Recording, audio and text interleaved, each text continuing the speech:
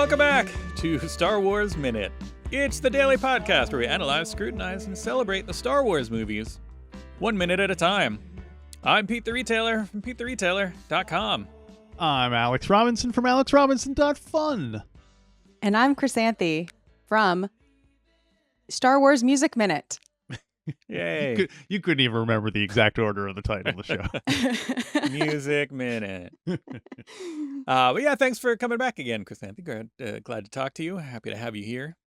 I'm extremely excited. I feel like my pandemic has come full circle now because you two were the last people that were over at my apartment before the Wow. pandemic. It That's was true. like, it was the beginning of March. And as you were leaving, I remember the distinct feeling of, I wonder if this will be like the last people that I see. Oh, man, I'm sorry. No, it's okay. It's okay. It's just, We should have it's just said weird. something poignant as we were leaving. You know, Yeah. we should have been like, remember. Well, none of us were, because I Yeah, also I know. remember distinctly that we weren't really talking about the pandemic. It was kind of like the elephant in the room, sort Right. of. Yeah. Yeah.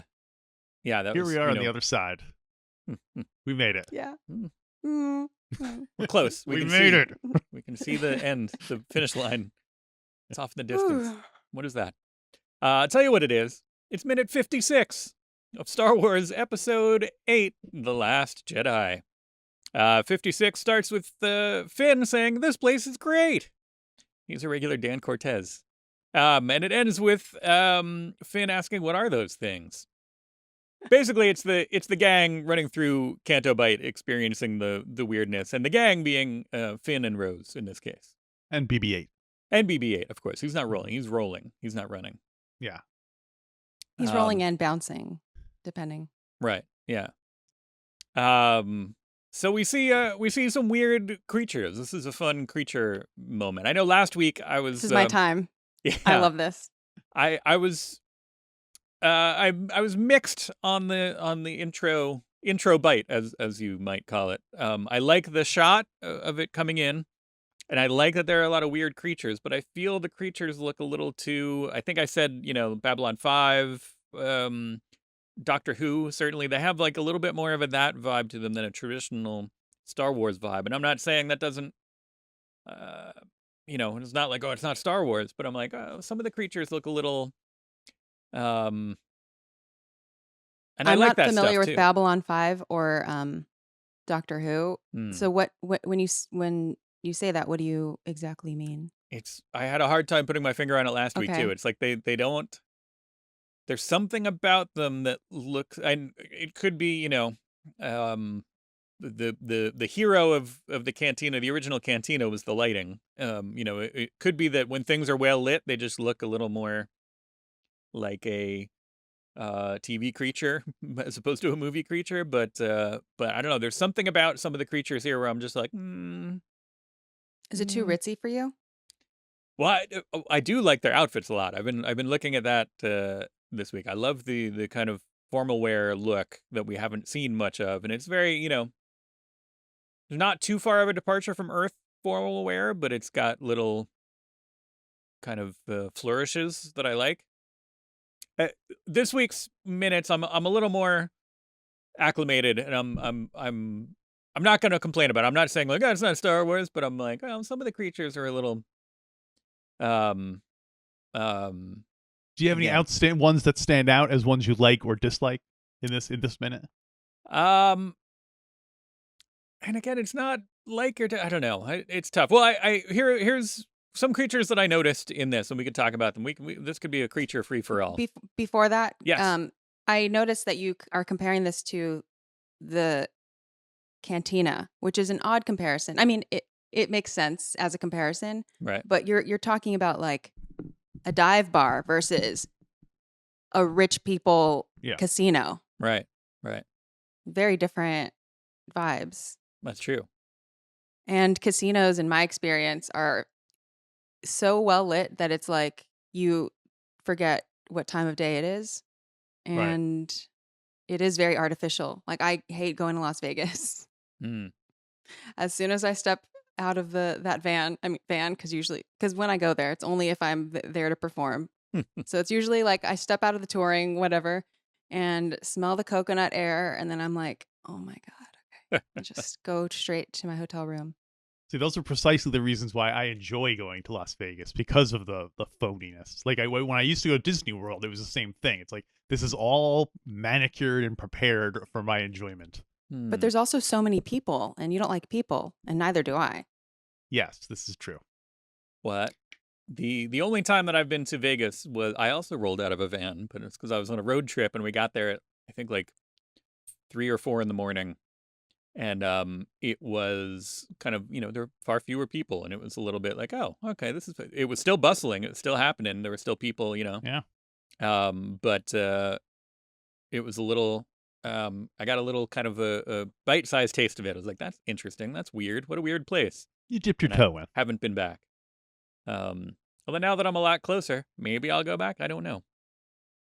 Well, one thing also that I think sets Canto Bight apart from modern Las Vegas is like nowadays Las Vegas caters to Joe and Michelle Lunch Pail. They try to get everyone coming to Las Vegas, where it used to be a bit more of like you have to wear a tuxedo if you want to walk into this place. And this Right. Canto Bight definitely seems to be more of the. That's why I'm kind of surprised that Finn and Rose were even allowed in, because they're dressed like total slobs. Well, if you do notice, like everyone is giving them looks like, what are they doing here? Yeah. Like they look like, filthy underlings. Right, but they shouldn't even have been allowed, like, past, like, as soon as they were 20 feet in, there should have been a bunch of security people being like, you Right. sure you're in the right place? That kind Right. of thing. Can I help you? Like Yeah.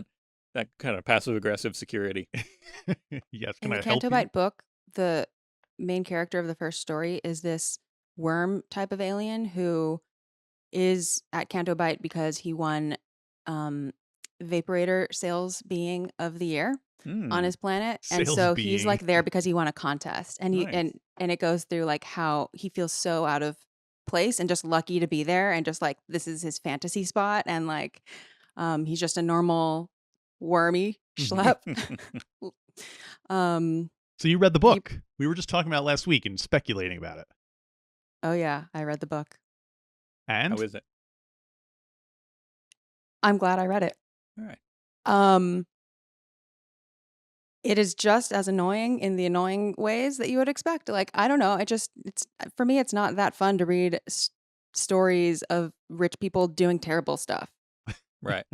And the book is full of that. But the book is actually 4 short stories, or I guess they're not short, but it's like They're kind of- novellas. Yeah. And some of them are like I didn't dislike all of the characters. I liked a lot of the characters, but it's like they all take place on Canto Bight, and it just made me more angry about the things that I was already angry about Canto Bight. Not angry about from an outside perspective, but angry about as if I were in Star Wars.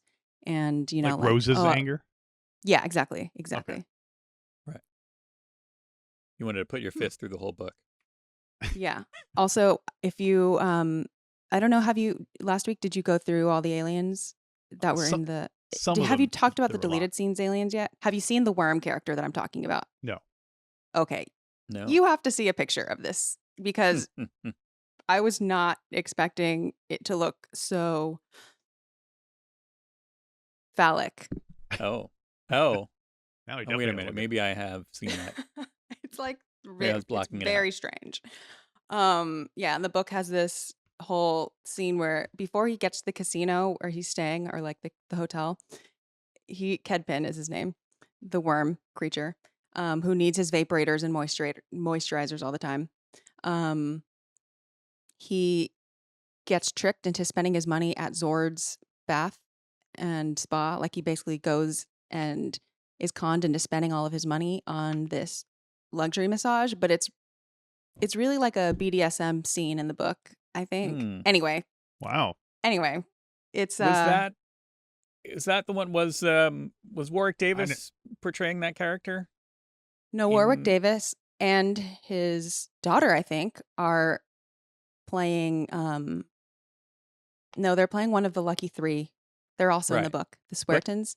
But they also have he had another character that was, and I think it might be that one. Is it I'm not going to look it up in the background because that'll be distracting for me. Yeah. But there's a very He looks like a one-eyed worm.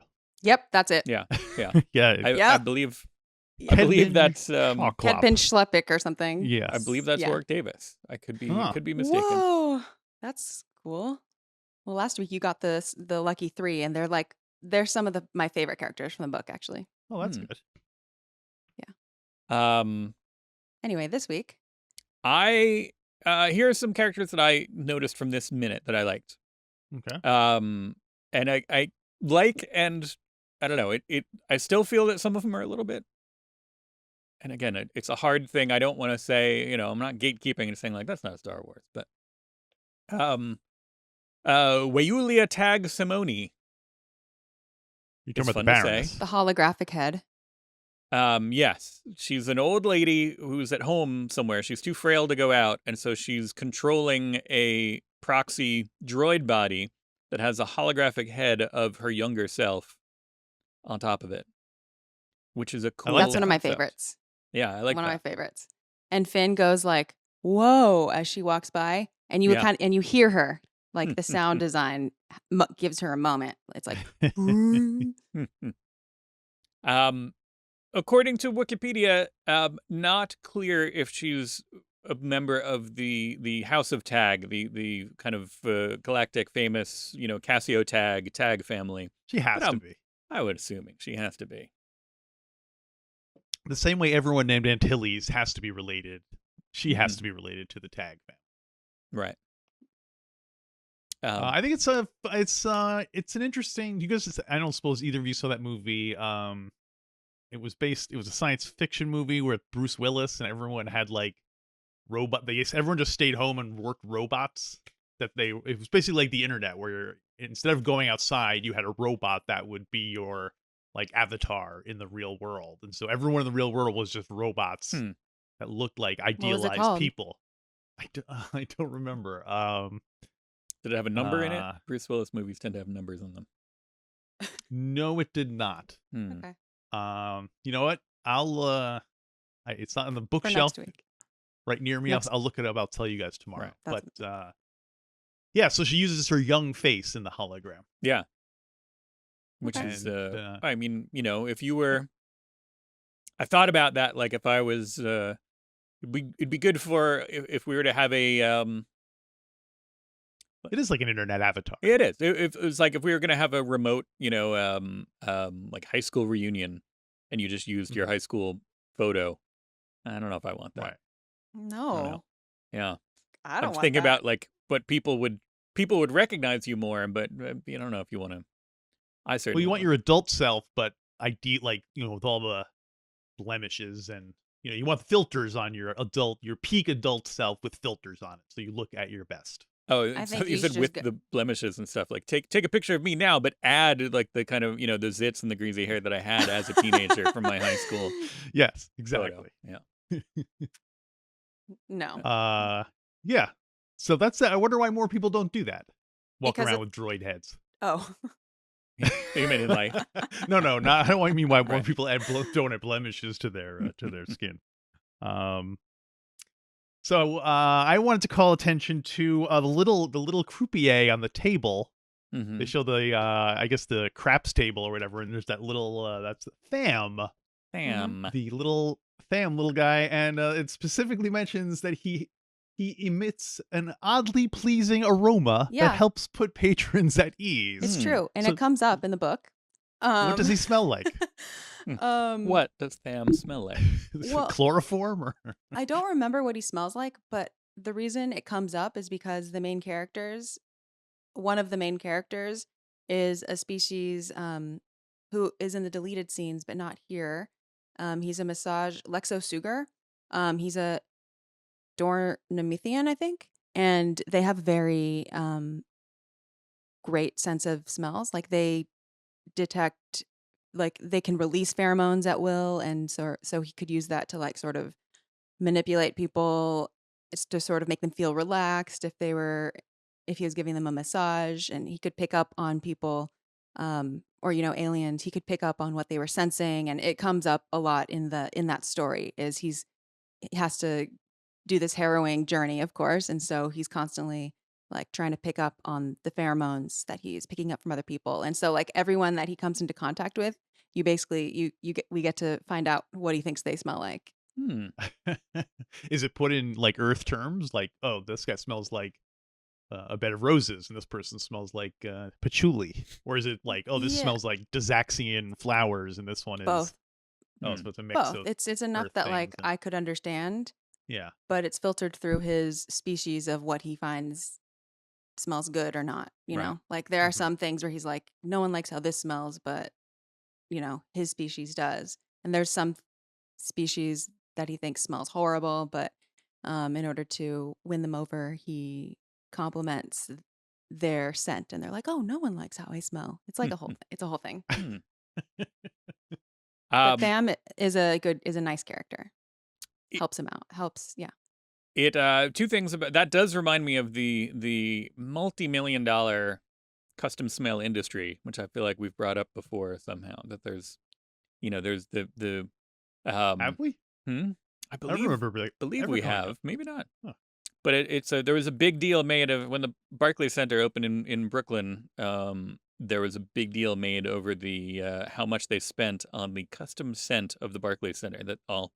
There's a company that kind of custom manufactures scents, and then they pump it through the air system. So when you walk in, you have a certain smell that are supposed to, smells that are supposed to be evocative of certain um, Victory. certain either emotions or kind of they're supposed to kind of basically make you feel a certain way with the smell, and also then every time you walk in, it's supposed to smell the same and it's supposed to smell familiar, and you're not necessarily going to smell the concessions or the fans. You're going to Mhm. smell this particular scent, and it's not not just that. There's uh, lots of places where they don't advertise it, and you'd be I'm sure you're being subjected to custom smells all the time. It's everywhere. Yeah, I noticed it. We've definitely talked about yeah, this. that might have been Hmm. with I you. think while live. I think while Yeah. I think yeah, because we've talked about Vegas smelling like tanning lotion Mm, Uh-huh. for sure. mm, Yeah, I'm very sensitive to smells, so it would come up with me. Yeah, yeah. we've talked. Let me also say that the Tham. There we go. The ham. He's a Trogloff, and Trogloff appear not only in this, but there's a Trogloff apparently mentioned or appearing in one of the stories in the Empire Strikes Back from a Certain Point of View book, which we are covering on our Patreon show, StarWarsMinute.com/Patreon. I won't say which one because we haven't gotten to it yet, but Hmm. I question the little characters like this and our old friend Babu Frick. mm-hmm. It just raises like the practical matters of being such a tiny creature in a world filled with giant, like relatively giant creatures. Mm-hmm. Like how like so okay, suppose it's Tham, it's his break. Okay, Tham, you could go take a break, your lunch break. Like, does he slowly walk over to the lunchroom and then slowly have to like does someone pick him up and carry him? Is there like are there like little levitation things for little characters to move around on? I mean, little humans have a hard enough time in our world. Imagine being that much smaller where you're literally like the size of like a doll. I mean, you can get stepped on and. So anyway, just makes me Well, there wonder. are methods of transportation within the casino, like little Hmm. carts and little droids that escort you places and stuff. So Okay. maybe he has one of those. His little Stuart Little car he drives around. Right. Or like He probably gets picked up somebody comes and gets by them. because also they're under pretty strict, like all the workers at the Canto Casino, they're under pretty strict watch, and Oh, I'm sure. Yeah. they're not really allowed. Yeah, so I can imagine they'd be like shuttled to the break room. So some Wookiee comes around with a box, picks them all up. Is Not it a like Wookiee, like no. a carrying case where they're all in their own little compartments that they're Oh. yeah. And also, how small do they get? Like, what's the it seems like most of the creatures that we meet are within a certain range of kind of. Yeah, like how did these creatures not get eaten all the time? How long was it before people realized that these things were actually sentient aliens capable of intelligent thought? Like, I would assume Oh it my was like a gosh. porg, something that's just like an animal that you can just eat and No harm, no foul. Not no foul, but you know what I mean. Star Wars sentience. I'm Yeah, that's right. debating whether to get. I think I'll get into that tomorrow. But Well, um, on the other end of the scale too, like why, like the that kind of you know, uh Wookiees or that what was his name, Grumgar, like we have a kind of a high end of like size that we see, and past that Mhm. we don't really have like why, why not kind of bigger giant creatures I mean, maybe they're just not invited to this particular thing. Maybe they have a separate um area, that this just kind of caters to the middle slice, but we don't really see just kind of like the really tiny or the really giant kind of sentient creatures. But that's exactly it, Peter. I just call you Peter. I called you Peter because I was You're looking at getting your Zoom serious, name, and I'm yeah. like, it felt weird as it came out of my mouth. Peter Bonavita. You're Oop. exactly right. Because that it's the middle slice. It's the range that is most like humans. Mhm. Is the preferential range of alien. It seems. I mean, we do see a lot of small creatures. Think of what's the Kowakian lizard All right. and the Wacky monkey lizards. We got yeah, and I um mean, just there are a lot of Whiskies. them, but I think on an optimist, like if I'm trying to be optimistic about this, and I am, like in the Star Wars universe, there are so many different aliens and creatures, and for the most part, their size differences and their different needs are treated as no big thing, No Mhm. one's Right. like, oh, the wormy needs his vaporator, like let's deny him that. No one here should need it. It's more like, oh, his species needs that. Okay. Right. Oh, he needs to do that. Oh, she needs to do that. And I like that about Star Wars. I mean, I like that about sort of any universe where there are creatures of big variety. Mhm. I think about this when I watch like Nightmare Before Christmas too. Um, I think about how all the different creatures, it's like the doorways have to fit all of them, but there have to be ways to meet all of their needs. And I don't know, I like seeing fictional societies work and how they accommodate a variety of species. Mhm. Yeah. Yeah. Yeah, if you're living in a multi-species environment, yeah, it would just be just another thing. Right. Well, The which bathrooms must be crazy that's though. what I was gonna say. Not in a creepy way. I would like to see the bathrooms at Canto Bight. Just to see like how are they classified? How are they classified? What's inside? What's the plumbing like? I just want to know what's going on. Here's another alien that it walks the line. It's I like it conceptually, and then it I think it's come around kind of full circle to the point where it's like it's so goofy that I love it. And it's Triptobooball. Triptobooball. Are you Triptobooball. talking about the ostrich, the rich ostrich? He's like a turkey with a mustache. How big is he? You see him in the He's background? huge. Yeah. Oh my gosh, yeah. He's That's one where I'm like, that is a fancy ostrich. Yeah. I see him in the book, but there's no sense of how tall he is. Oh, he's I yeah. pictured him very being tall. like the size He's of like very a tall. turkey. No, And his head goes very far out. Oh, wow. It sort of looks like he's Like an hunched ostrich. over. Like it sort of look like they're trying to make him look like a count who's Right. like the New Yorker. Imagine right. the New Yorker person. Eustace Tilly. He's like this with a cane. Right. Which I think is absolutely how they did it. I think there's a puppeteer standing inside the costume, kind of bent at the waist, operating it. Yeah.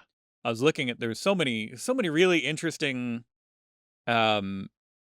designs for a lot of the stuff that we've kind of come mentally, we've kind of taken a lot of stuff for granted that it's just like, oh, a computer made that. But then, not a computer made that. It was made with a computer, which is easier to kind of fool the eye and make something impossible if you use a computer as your tool to do it. I'm not saying there wasn't an artist behind it, but it's easier to kind of create something impossible if you're using a computer as a tool. But there's so many things from this. I just saw one from, I think, Rogue One, where the farming robot in Rogue One has an amazing kind of puppet costume combo in it, where there's it's the robot that's kind of bent over and has a tank of water on the back, and it's like an agricultural robot. And I just assumed that it was either a computer generated creation or maybe a puppet manipulated with rods that were removed. But it turns out there was a person inside, bent over, kind of facing backwards and bent over, and operating it from the inside. And there you can see the sketch of it, and then the sketch kind of like around the kind of production sketch where you see where the person's body would be in it, and it's pretty amazing. And I think Cool. tryptobubal, which of course, this is why I keep saying turkey, because it's a double. Tryptophan is the mythical thing that makes us sleepy in a turkey, and bubal, short for butterball. So this is turkey. Oh, that's like a Pokemon naming. Yeah, totally. Tryptobubal then, I think, is totally a person inside this kind of hunched Yeah. over, bent at the waist, and manipulating this from the inside. And I think it's fantastic. And his cane looks kind of like a meat thermometer. There you go. Or a baster. Oh, Yeah, baster. There. that made that sad. He's rich. We also get to see, speaking of celebrity cameos, this is the one where we get to see good old Budo Skay, the drunken alien who winds up putting a lot of coins into BB-8. Yeah. Is that a famous person? That Oh. is Mark Hamill Mhm. himself, No, I not thought only doing Mark the voice. Hamill was Dabu Skay. Yeah. Yeah, isn't that what I said? Oh, you said, No. I think Bodu, but Dabu Skay is the. Oh, okay. I was confused. Okay, yeah. Oh, I Anyway, thought you were talking about the lady who put the coins in Oh no, to no, the no, no, floating not that. machines before Babu yeah. Skay. No, Dabu Babuskay. Skay. Yeah. Okay, Babuskay. yeah, Sorry, I you're was talking about stampeding ahead to Babuskay. the BB-8 sized alien. Right. Yes. So Mark Hamill does the voice, but I was also surprised to learn that the whole thing was a mocap of Mark Hamill. They got a big, giant medicine ball for him to use as BB-8, and so that's him acting all drunk and stuff. I think it's some great drunk acting That there. is It's cool. nice little details, like him burping in his face and like leaning on him Yeah. and stuff like that. It's not good work there. I do. Mark Hamill. I would like to see that footage. Yes. Of Mark Hamill acting in a mocap suit, acting against a giant medicine ball. So who is Bob Duskay? He was the editor of the film. Right. Okay, Right. that's who he's named after. Right? Yeah. So all right, I'll give it. I get picky with my Star Wars names, but I'll allow that one. Yeah, it does sound Star Warsy. At least it's someone working on the film, and it's someone working on the film. It's not like, oh, this was Ryan Johnson's high school sweetheart that he came up with an anagram of their name and put him in there. So that Right. And you know the language that the species speaks? no. Camarese, I believe. Camarese. which is supposed to be sort of like Camarian or Camaril, sort of like potentially a Tuckerization of Mark Hamill. Yeah, I was just say Cam. Camar. Yeah. Yeah. Ooh, I like Yeah. that. Oh, I guess he made that up, that language, you think? Or do you think there was someone, did he get coached as to what language, like how they have linguistic experts on hand? It's not 100, like, I don't know how confirmed it is. It's just in Star Wars by the numbers. Right. Right. Yeah. I would like to think it seems very within Mark Hamill to just make up a fun nonsense language like that. I would. Yeah. And plus he's drunk, so Right. Yeah. There you go. they don't really have to. Yeah. worry So too the much. sound there is actually really cool. The sound when when the alien is putting, his Canto coins into BB-8. Mm-hmm. Mm-hmm. That was apparently like really hard for them to nail down. Like, first of all, we have the not the cantina. Ooh, See? Canto Bight music, the casino music in the background. Right. And we have to hear the articulation of all the coins going into BB-8. And then the sound has to be filtered in a way that makes it obvious that the coins are inside of BB-8. And then they have to, like, I don't know. I don't know how to describe it. Like, I just know that they've gone on the record saying that was an extremely difficult sequence to nail the sound down for. Like,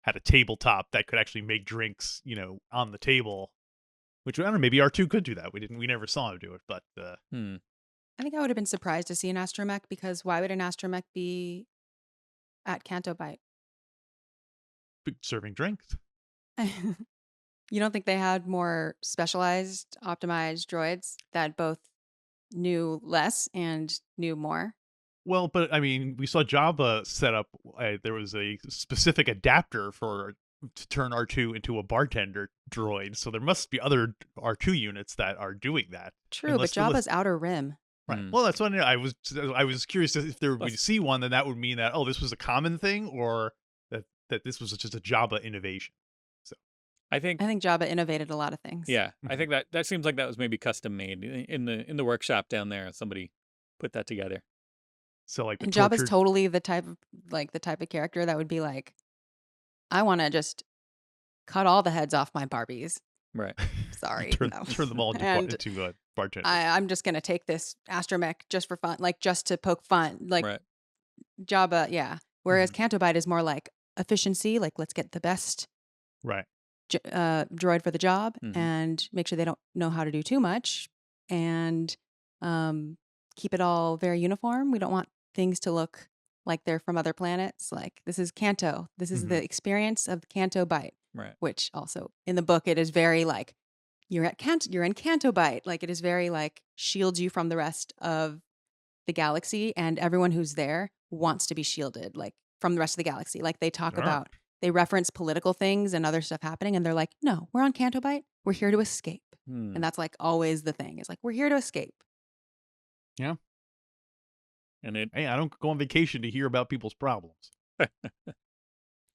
Not even Crypto Boobal's problems with his he's rich. Yeah. He's Rich, he made his fortune on his family's vast farming colonies of space fungi. He's a space fungus guy. He's a fun guy. I had another Dabuske we talked about. We did see the band. We saw the Palandag band in the background. Yeah, playing their horns. They're very Doctor Who Gross. to me, and not in a bad or good way. Just in a who way. Yeah, they seem kind of. They seem very medieval to me.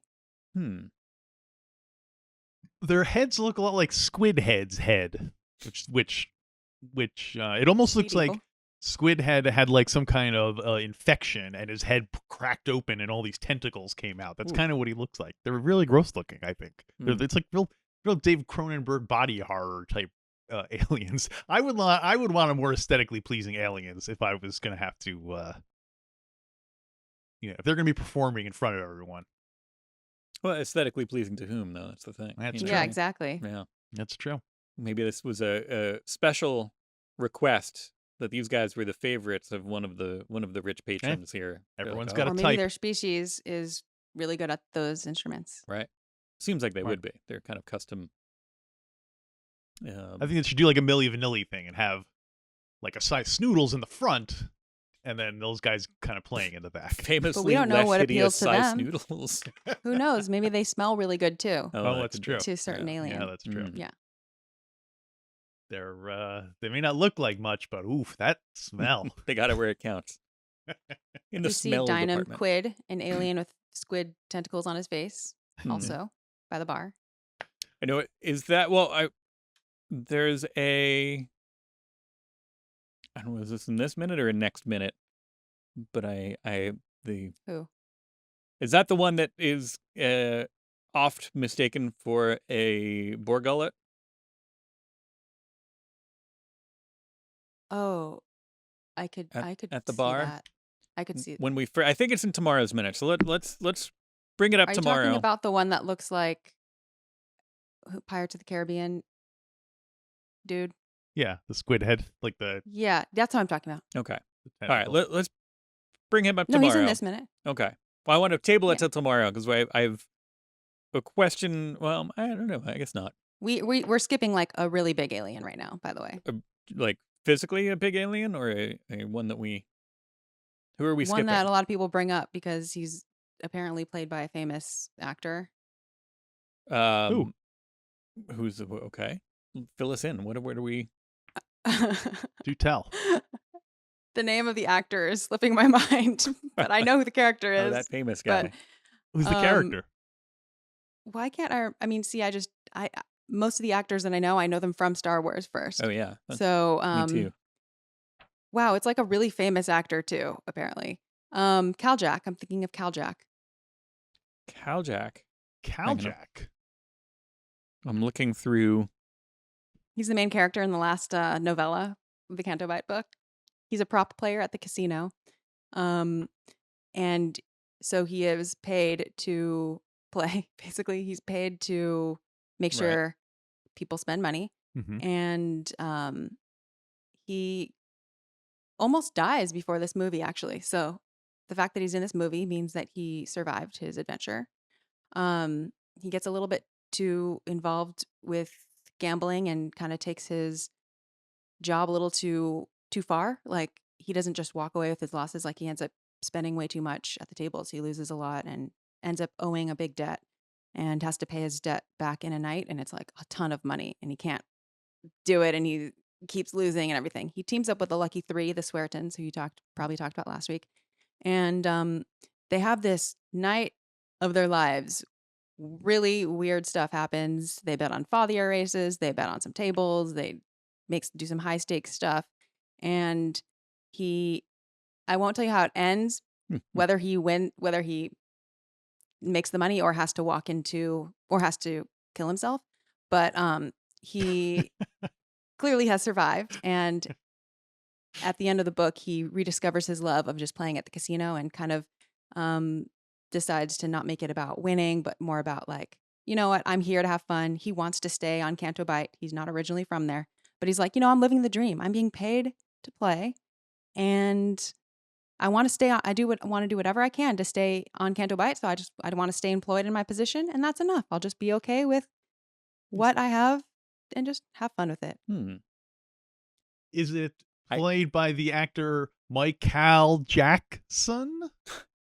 Oh my God. I'm trying to think of who. I'm trying to think of Cal Jack. I'm like, it must be a Tuckerization of somebody's name. Well, weirdly, it does. Like I see who we're talking about now. Cal Jack's on me.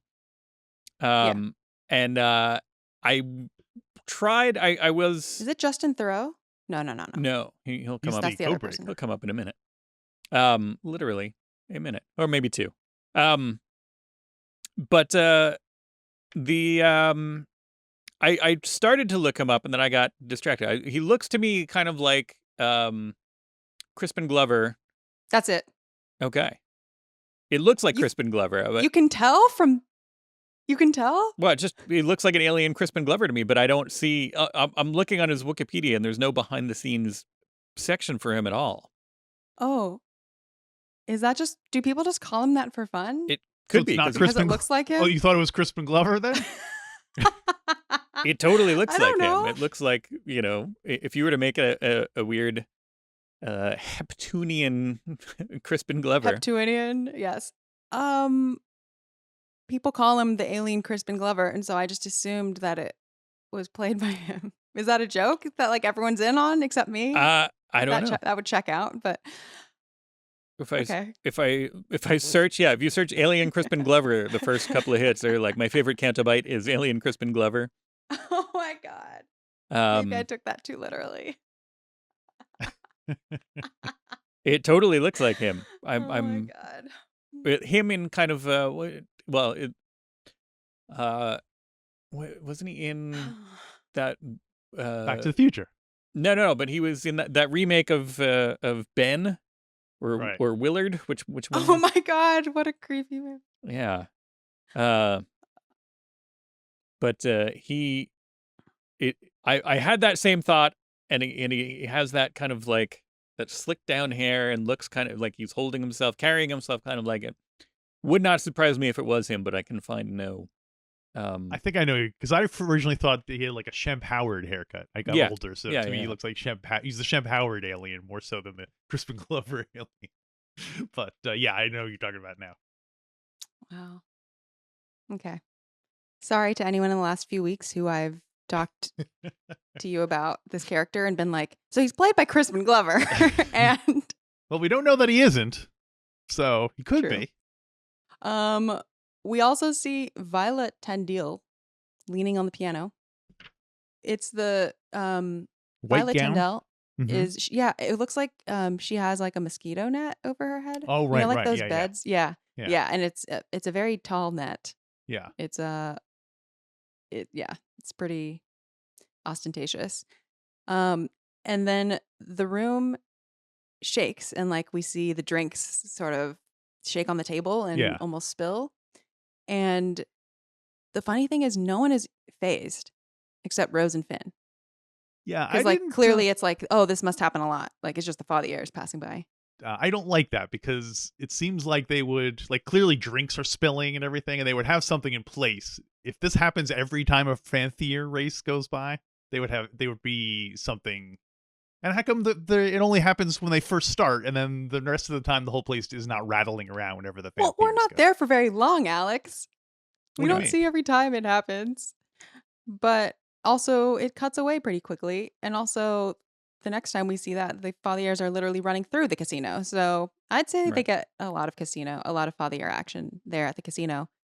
But like, I- if the stampede is making the entire casino rattle, then when they're outside on the balcony, that should be rattling even more because they're closer to the Fanthiers than they No, are. not necessarily, because Mhm. the different material can, like the waves can travel differently through different material. You know what I mean? True. Right. Mhm. Well, I'm Like, assuming so. that part where it rattles kind of by the bar is closer. That's like a lower level, Mhm. right? Over Okay. kind of closer to the racetrack, and then they go Yeah. up to the kind of observation deck. And I think that having the bar be rattled by the race is a selling point. That's a feature, not a I bug. am with you. Yeah, I I'm think with you because they want to feel like they're part of it, like they're really there.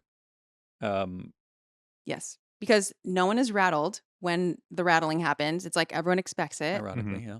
Only Finn and Rose are like, Right. everyone else is like business as usual. Mhm. Oh yeah, it's the fathiers, and it's part of the experience. I People know are if there. I'm getting people my like they're drink on. and the drink is spilling because, well, I guess that's how they sell more drinks, is because whenever the Fanthiers roll by, they all spill, and everyone's like, oh well, I'm rich, I guess Though I I- gotta buy another drink. I did notice that they weren't really spilling so much as splashing a little bit. Right. So Well, we will find out what's causing that. What are those things? We'll find out Mhm. tomorrow what they are. Chrysanthe, can you come back tomorrow? yeah, Okay. if it's not too early. All right. We'll see. We'll find a time that works for everybody. Mutually convenient. And I mentioned it earlier, but if you want to hear us talking about right now on a Saturday show, we're talking about some of the stories from Empire Strikes Back from a certain point of view, and our Sunday show is just kind of free for all, whatever, Star Wars and other stuff, unrelated talk. You can find both of those at StarWarsMinute.com/Patreon, and that'll different levels of support will get you different access to different episodes and different what have you, including some fabulous art by Alex and fun stuff like that. And then hopefully we will meet you back here tomorrow for a brand new episode of Star Wars Minute. Star Wars Minute.